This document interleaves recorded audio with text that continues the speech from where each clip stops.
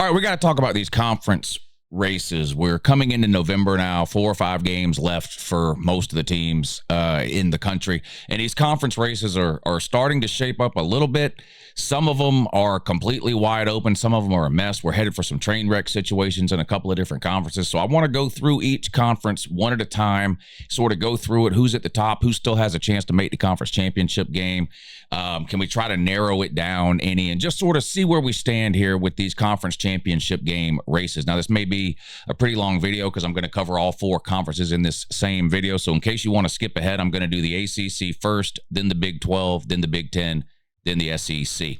Shout out to Sleeper. They're sponsoring the video today. Make sure you download the Sleeper app from the description box down below. Use promo code LOU, L-O-U, and create a new account, and they're going to give you a free $20 play over on Sleeper. You don't even have to deposit anything. It's literally just a free $20 play.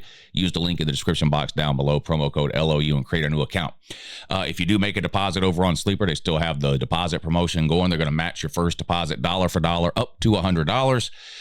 America's #1 daily fantasy sports app. Shout out to Sleeper for sponsoring the show today. Make sure you support the people that are helping to support the show. Download the Sleeper app today. All right, here we go. Let's start with the ACC.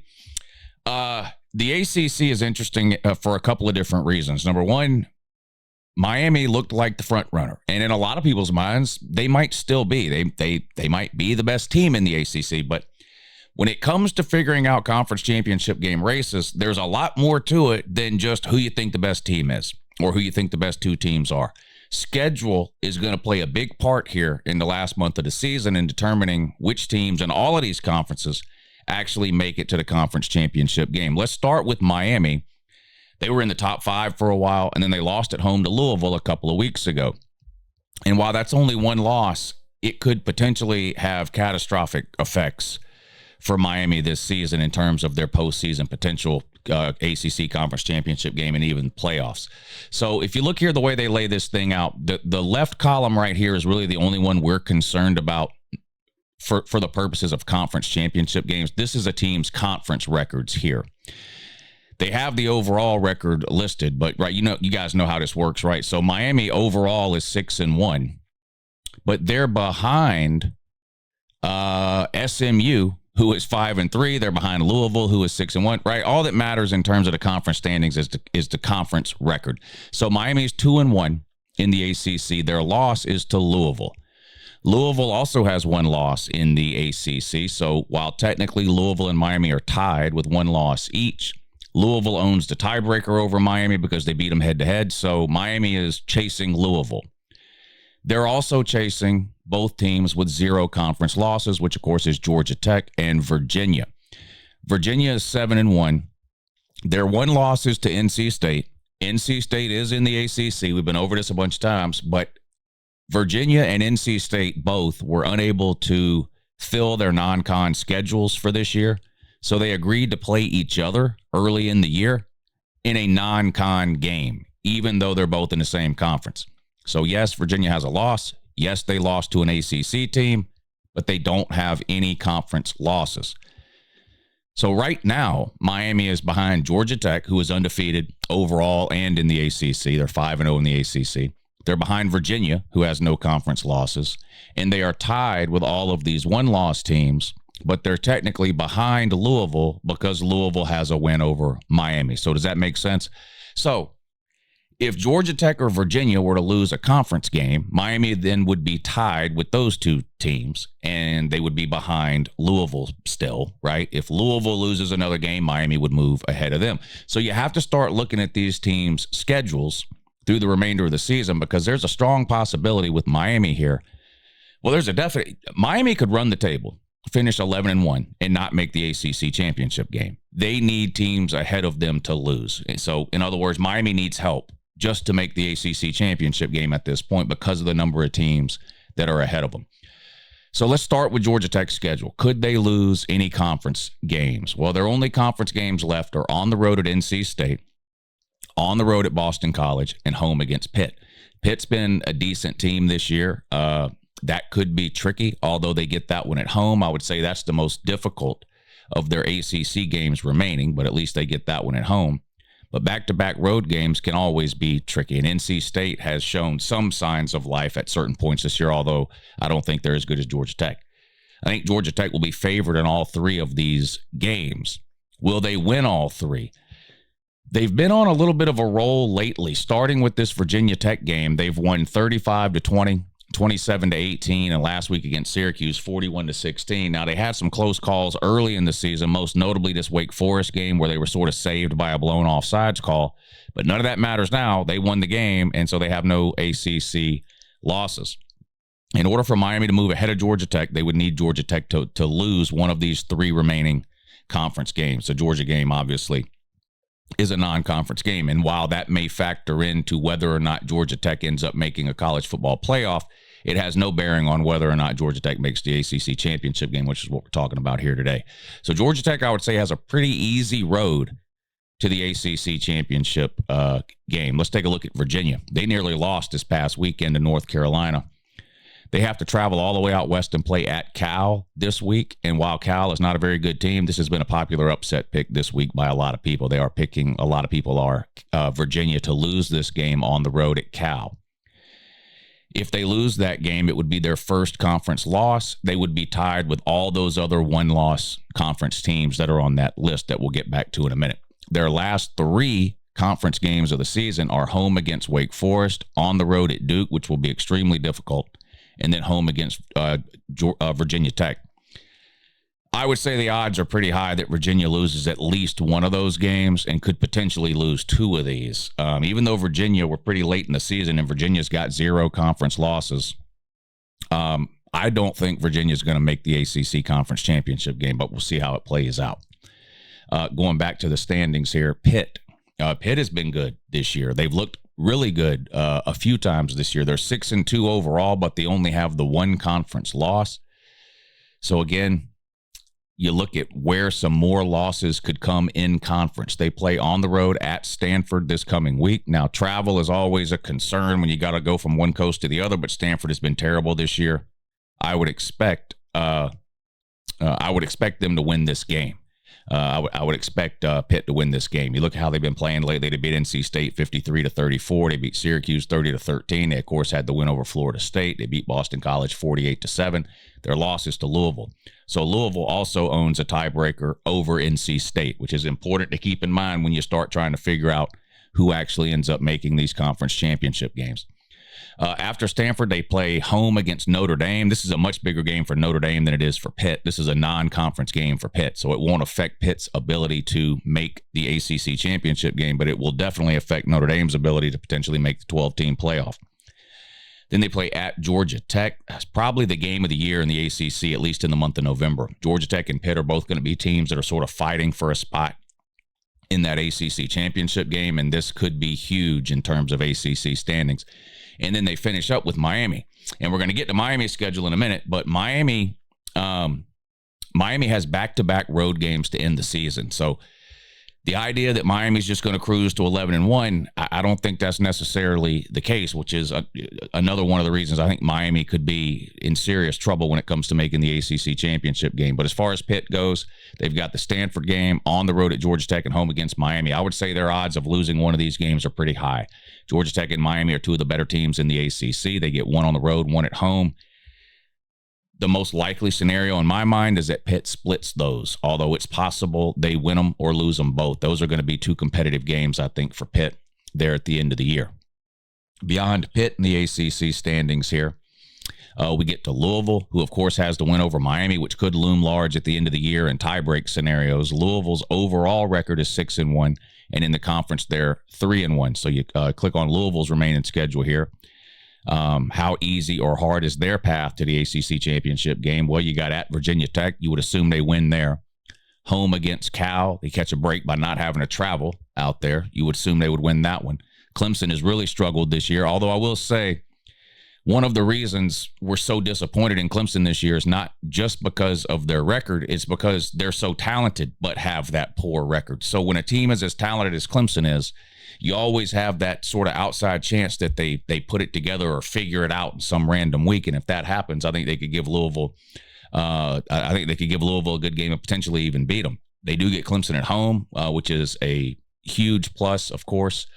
I would expect them to beat Clemson and Cal. And then they play on the road at SMU. A very winnable game. SMU is not as good as they were last year. They're a decent team, but they're not as good as they were last year. At least they haven't been so far this season. It is a road game, and so could get a little tricky. And then their last game of the season is their rivalry game against Kentucky, which is a non-con game. So Virginia Tech, extremely winnable. Cal, extremely winnable. I think Clemson is winnable and SMU is winnable. Can they win both of these games, these Clemson and SMU games? If they do, there's a very good chance Louisville is headed to the ACC championship game with that tiebreaker over Miami.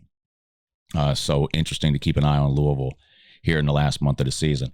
And then you get to SMU, Duke, and Miami. Let's go to Miami here. Miami has the one loss to Louisville. They play at SMU this week. I think this could be a tricky game for Miami. Weird scheduling quirk. We're headed into November. This game is played on November 1st. This will be the first time Miami's traveled outside the state of Florida all year. It's going to be an interesting game. They come back home and play Syracuse. Should be a relatively easy win for Miami there. I would think the same thing at home against NC State. But then they have these back-to-back road games to close out the season. And how many years have we watched Miami get to this point in the season with a chance to make the ACC championship game and blow it with some head-scratching loss in November? A lot of times. In fact, it happened last year. At Virginia Tech and at Pitt to close out the season, it has two huge landmines that Miami is going to have to dodge if they want to have any shot of making the ACC title game. I don't think they'll get in with two losses because of the loss to Louisville and losing the tiebreaker there. They need to win out. And Miami, to me, has not played consistently enough this year for me to think that they're going to do that. I have a feeling Miami drops it another game somewhere. Could be this week at SMU. Maybe the NC State game at home, but I doubt it. More likely, it's one of these two road games at the end of the year. Pitt, obviously a better team than Virginia Tech.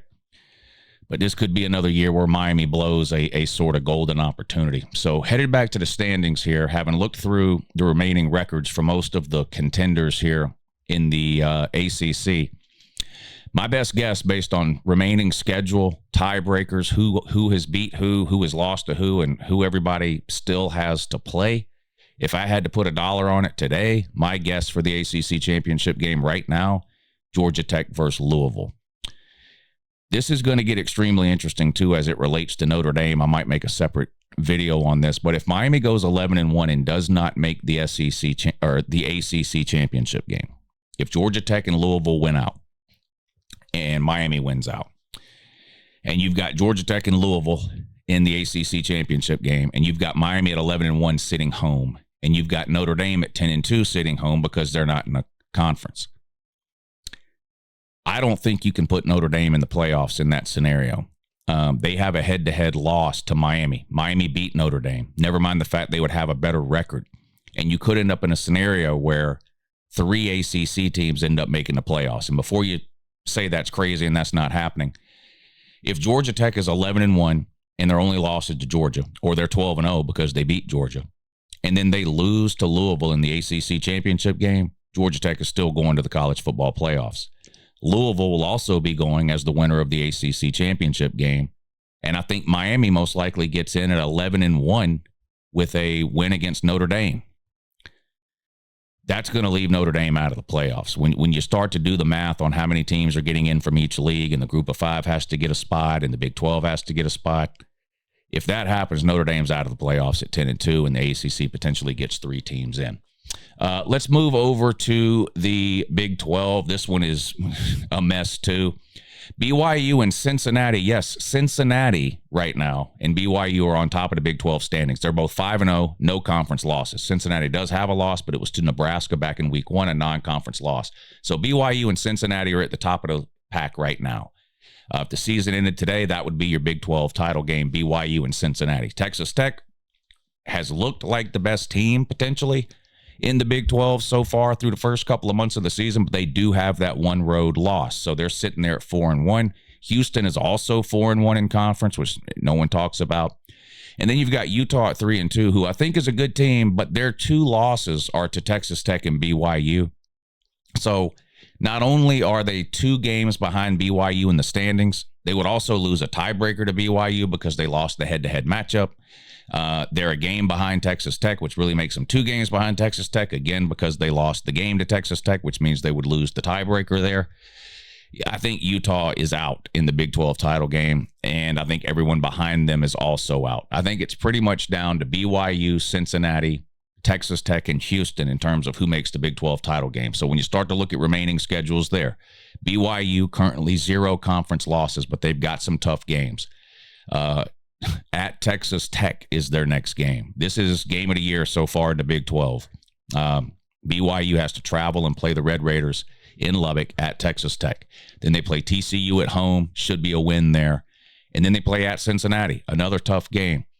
BYU's 2 toughest games remaining. Cincinnati and Texas Tech are both road games. I would say it's likely they lose one of those. They could lose them both. Texas Tech and Cincinnati have proven to be pretty good teams this year. BYU is too. And BYU could run the table and beat them both. But I think the odds are that they probably lose one of those, either Texas Tech or Cincinnati, and then they finish off the regular season at home against Central Florida, a game they should win. So that's the remaining schedule there for BYU. You take a look at Cincinnati's remaining schedule. Again, Cincinnati also has 0 conference losses right now. They play on the road at Utah, and then they have that game against BYU a couple of weeks later. They should beat Arizona, and on the road at TCU should be wins for this Cincinnati team. So it comes down to the BYU and the Utah game. Again, I would say it's likely they probably lose one of those. They could lose them both. They could win them both. I think the most likely scenario is that they either lose on the road at Utah or they lose at home to BYU. But I think it's over a 50% chance they lose one of those games, right? So they would be sitting then with 1 conference loss if that were the case. You go back to the standings here and take a look at Texas Tech's remaining schedule. They already have the 1 loss. They play at Kansas State, a resurging Kansas State, by the way. They've looked pretty good the last couple of weeks. This could be a tricky spot here for Texas Tech. Now, they should get their quarterback back. He's been banged up. He's supposed to be back this week. But Kansas State and BYU in back-to-back games here, 1 at home, 1 on the road, and they closed the season with 2 of the worst teams in the Big 12, Central Florida and West Virginia. They should win these 2, Texas Tech. And I think there's a good chance they win both of these, too. They could drop one. BYU will be tough, no doubt about it. On the road at Kansas State, more difficult than you might think. But I think they have the best chance of running the table, I think, of any of the teams we've looked at so far. And they're going to need to do that probably to get to the Big 12 title game, because with 2 losses, especially if one of the losses comes to BYU, I think it becomes a lot less likely they make the Big 12 title game. Back to the standings for one more here, and that's Houston. Now, no one has talked about Houston. They've quietly 7-1 here. Their only loss was to Texas Tech, so that does hurt them because they lose any potential tiebreaker scenario with Texas Tech there. But their remaining games, look at this remaining schedule. West Virginia, Central Florida, TCU, and Baylor. Of all the schedules we've looked at so far with these contenders in the Big 12, this is by far the easiest path to the end of the season without a loss. West Virginia is terrible. Central Florida has struggled. TCU and Baylor not having good years. Houston will be significant favorites in all 4 of these games. Now, 2 of them are on the road, Central Florida and Baylor. I wouldn't pick any of these teams right now to beat Houston. I think there's a good chance they run the table and finish the regular season 11-1 and find themselves in the Big 12 title game. Their only loss coming back here to Texas Tech, 35-11. So, if I had to guess right now how this Big 12 is going to shake out, I think Houston probably makes the Big 12 title game, and then I think it probably comes down to the winner of the Texas Tech BYU game. I think whoever wins this Texas Tech BYU game, which is in Texas Tech, so that's important, will make the Big 12 title game along with Houston, which means there's a pretty good team here that's going to be left out. Either Texas Tech or BYU would be left out of the Big 12 title game in this scenario. I still think the Big 12 most likely only gets 1 team in the playoff, though, although it is possible they get 2 in. But that's the Big 12 and how it sort of is set to shake down here over the last month of the season. All right, let's look at the Big 10. Now, this one to me is the most clear of any conference race remaining. It's Indiana. in Ohio State, and then everyone else is sort of a distant second, third, fourth, and fifth. I do think Oregon is a supremely talented team, but they got housed by Indiana. And I think Oregon actually is in danger of not even making the playoffs this year. They have a difficult November. In fact, let's start with Oregon when looking at the remaining schedules here. Let's start with Oregon. The month of December for Oregon, or November, at Iowa, that's going to be a tough game. Iowa plays really hard at home. I'm not trying to tell you they've got the most dynamic offense on earth. This is Iowa we're talking about here. But Iowa has scored more points than you think they have this year. They've got a lot of games where they've scored 25 or more points. They've got the couple of games where they scored 13 and 15. They still have that every once in a while. But they've been scoring some points. Their defense is lights out, and that's a tough place to play. They're not going to beat themselves. Oregon's going to have to go in there and beat them to win that game. Not an easy game for Oregon. Then they're home against Minnesota. That's a game they should win. But then these last two games are going to be tricky for Oregon. Home against Southern Cal and on the road against a pretty good Washington team in a rivalry game. I think the odds are over 50% that Oregon loses another game. Now, it's a lot more difficult to try to figure out which one it might be. But the point is, I think Oregon likely finishes with 2 conference losses. They've already got the one to Indiana. I don't think they're going to beat all 3, Iowa, Southern Cal, and Washington. I think they probably drop one of those and finish 10-2, which means they will not make the Big Ten title game. And so then you start looking at playoff qualifications. Where's the good win? If they beat Iowa but lose to Southern Cal, they would have no ranked wins. If they beat Southern Cal but lose to Washington, they've got to win over maybe a 25th ranked Southern Cal at that point. It's possible a 10-2 Oregon does not make the playoffs. That's a different conversation for a different day, but I do not think Oregon is going to make the Big Ten title game, which is what we're trying to figure out here. You come back down to the Big Ten. I just don't think Ohio State's going to lose a game. I know we've got the Michigan thing coming up here at the end of the year, but they're home against Penn State. They're a 3-touchdown favorite. They're going to roll in that one. Purdue is terrible again.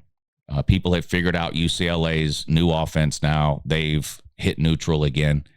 Rutgers, this is a rest-up game for Ohio State before the big one on the road at Michigan. And while I will admit there is a significant chance that Michigan wins this game because, well, they just always win this game, and it's at Michigan, it's hard to pick Michigan to win. Ohio State has just looked way better. Now, I know they've looked way better than Michigan a lot of times over the last 4 or 5 years, and they still lose the game. And maybe they do. Maybe they do. But I can't see it right now. I think it's the most likely scenario for me with Ohio State is 12-0.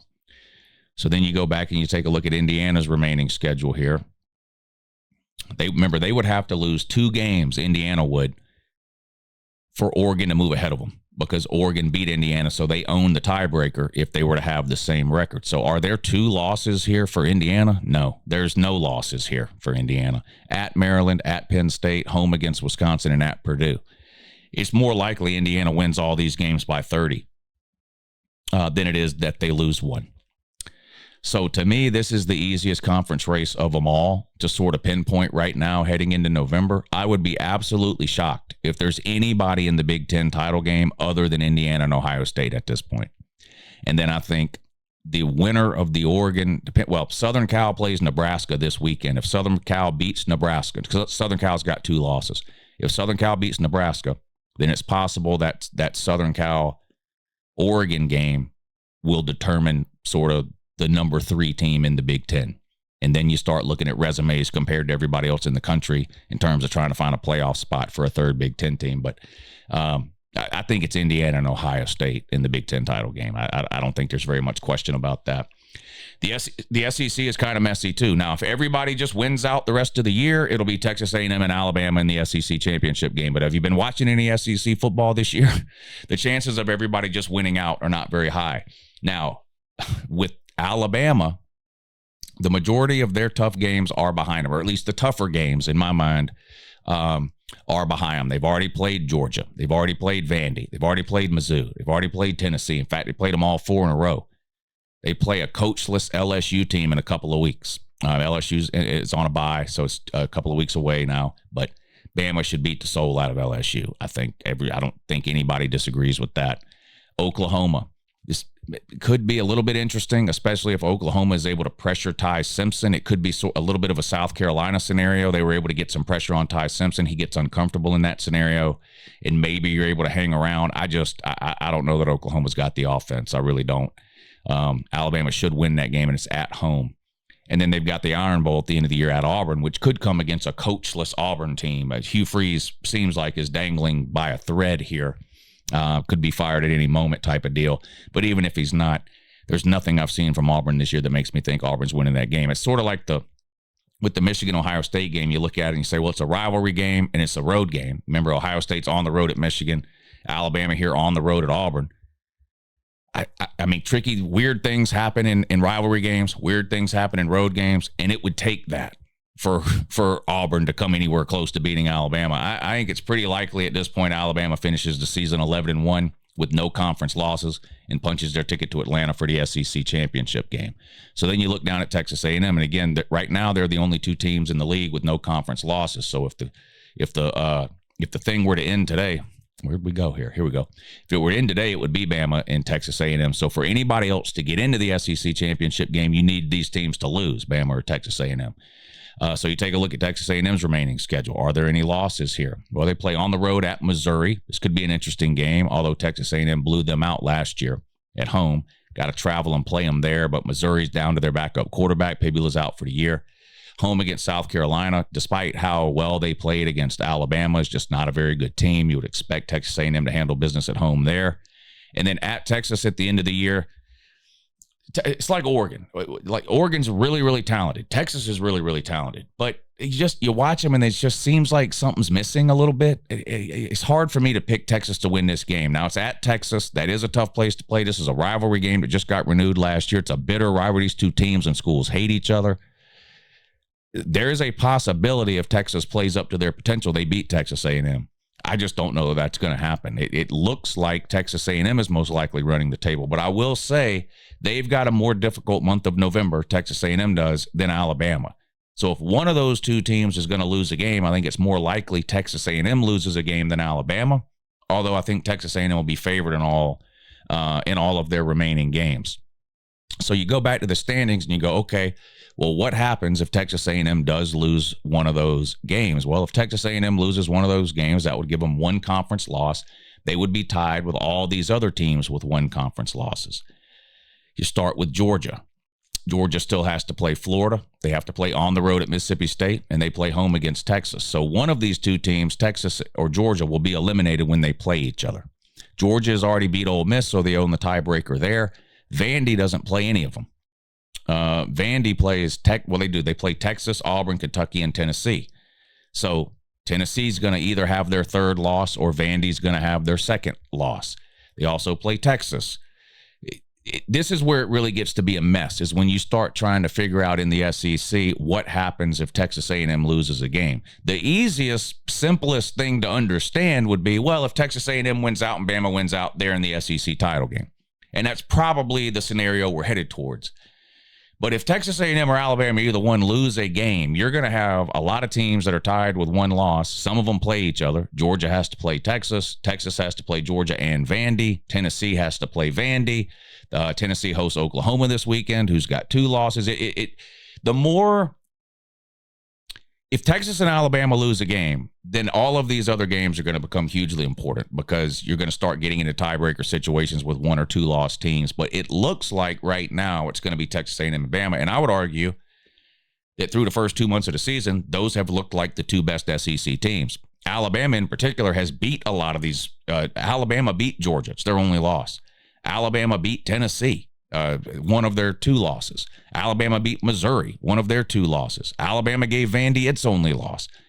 So Alabama would own tiebreakers over the majority of the 1-loss teams. So if Alabama loses, they're probably still going to the SEC title game to play Texas A&M. the sort of chaos scenarios occur if Texas A&M loses a game, because they didn't play Georgia, they didn't play Ole Miss, they didn't play Vandy, they didn't play Tennessee, they didn't play any of those other teams that might be bunched up there at the top. It's a mess.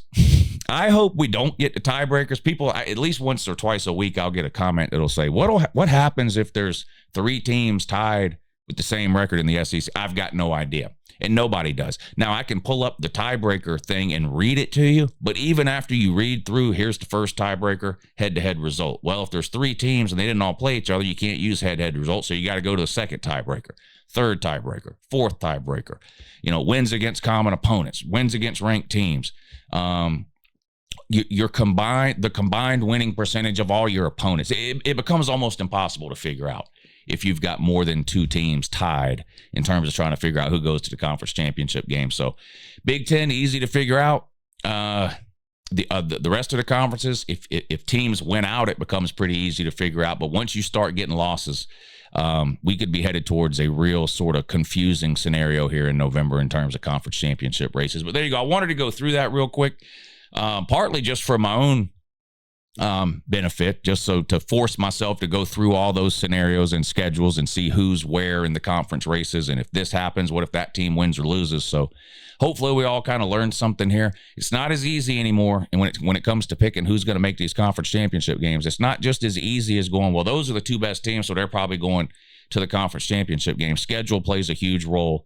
And to circle back to the ACC from the beginning, there's still people who think Miami is the best team in the ACC, and they could win out, be 11-1, and still not make the ACC championship game. So schedule, who you play, who you lose to, who's left on your schedule. Those are all important things to know when you're trying to sort of handicap or figure out these conference races headed now through the last month of the season. Let me know down below who you think's headed to all these conference championship games. I appreciate you watching. Have a good morning.